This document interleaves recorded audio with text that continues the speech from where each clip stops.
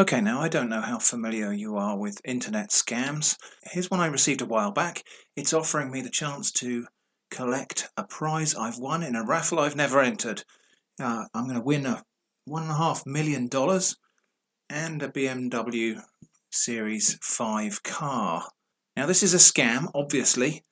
I used to go to great lengths to bait these scammers and try and cultivate a lengthy and wasteful conversation with them just to waste their time and annoy them. I've actually recently hit upon a technique that has almost as good an effect but requires almost zero effort. I call it just say okay to scammers.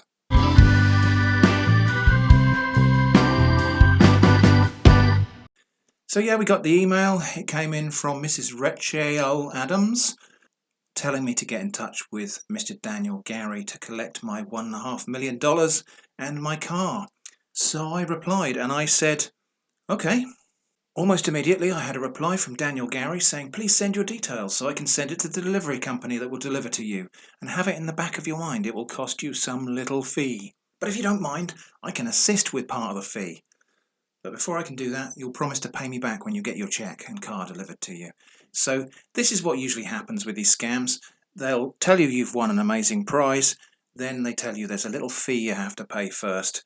And if you pay the fee, you never hear from the scammer again unless it's to ask for more fees. Anyway, so this all sounds really reasonable, doesn't it? So thanks, Daniel. I'm really looking forward to that. And you're going to help me with part of my fee. Oh, that's really kind of you. So what could I say but okay. So only a day passed and I had another email from Daniel Gary, and it says, as for the delivery charges, like I told you before, we can only share it equal. Waffle, waffle, waffle. So the charge on the delivery is $390, so we'll have to share it among us, and I'll pay some part while you pay the rest that is best I can do for you. And then, interestingly, he volunteers some information I didn't ask for. Let me remind you, I'm a good Christian. I don't cheat on people and I don't steal people's money. I would never do such because God is against it.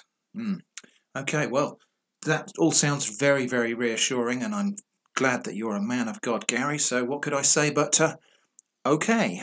At this point, Gary seems to lose his temper a little bit with me, which is a bit strange. I mean, I've been quite compliant so far. All I've said is okay. And he says, you cannot teach me my job that I've been doing for several years now and still doing it. That's the only way it works.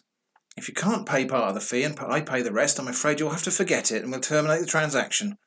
Well, seems a bit rude, doesn't it? I mean, I've been very compliant so far. So anyway, he says, until you're ready to abide with the company's rule, the choice is yours. Okay.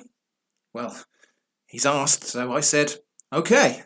So Gary came back the next day and reiterated the fee remain as I told you before. It's $390 and I'll pay part of it, and why you also pay part of it.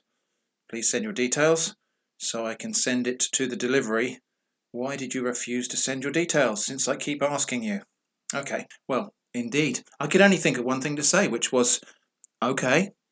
Daniel came back almost immediately and said, hello, are you ready to make the payment now so we can deliver your car and ATM card to you? Of course I'm ready. So I said, okay. At this point, it's rather amusing to see that Daniel Gary lost his temper, which is, of course, the goal of all of this. So Gary comes back and says, okay, what? Do you need the information? So you go to Western Union and make the payment. If you need the payment details, reply back and send me the payment details. So I replied back as he requested and I said, okay. And then it seems almost like Daniel's losing a little bit of hope and starting to plead a little. And so he's replied again saying, why keep saying okay? Kindly say something else so we can know what to do.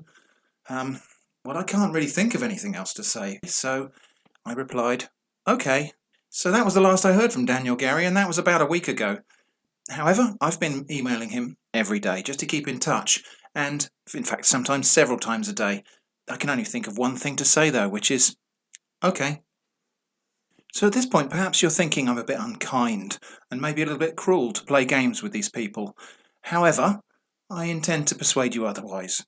Here's a little extract from a previous conversation when I was doing more elaborate conversations with these scammers and doing more elaborate scam baiting. I got to a point where they were asking me to pay the fees, and I thought I'd plead poverty. And so I said to them, I don't know where I'll get the money for the fees. If I pay even half that amount, I'll have no money for food for my children this month. This is why I thought maybe the fees could be deducted from the total. How can I do this? And then I followed it up with another message where I said something very similar. I said, isn't there any way to defer the fees until after the cheque clears and then I have funds? I don't know how I'll pay for rent and food this month if I take out money to pay fees. Do you have any advice on this?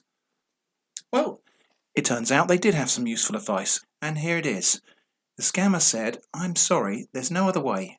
This is simple. Take the money for your rent and food and use it to pay. It will take just 24 hours to deliver this cheque to you, and then you can even buy your own house. Don't worry, just do what I say.